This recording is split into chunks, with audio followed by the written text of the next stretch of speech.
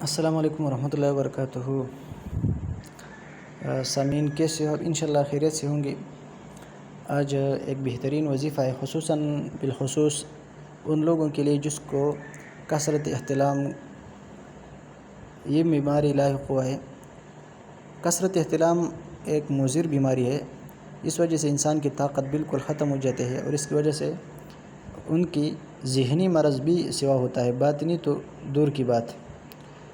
اس کی ہر قسم طاقت اور قوت باء وغیرہ یہ سب کچھ کمزور ہوتا ہے، اس لیے اس کی علاج بالکل ضروری ہے۔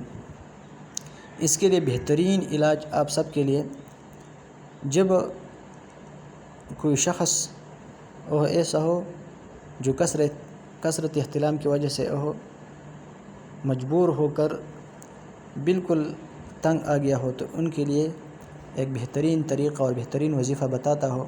لیکن اس سے پہلے ہمارا فرمائش یہ ہے کہ آپ ویڈیو کو لائک کریں، دوسروں کو بھی سینڈ کریں۔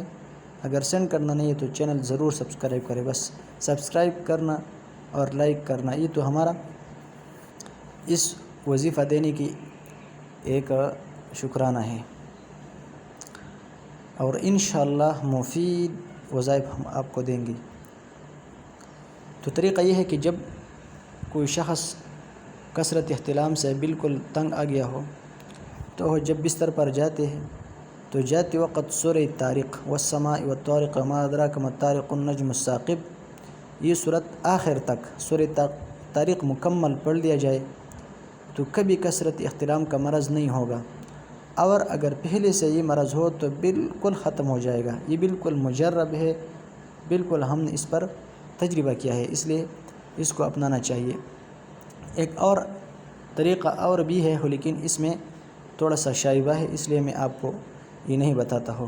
تو کثرت احتلام کے لیے سورہ طارق پڑھ لو، اور اپنے آپ پر جب آپ بستر پر جاتی ہے تو سورہ طارق مکمل پڑھ لو، تو کبھی کثرت احتلام بھی نہیں ہوگا، اور اگر پہلے سے ہو تو بھی بالکل ختم ہو جائے گا۔ والسلام۔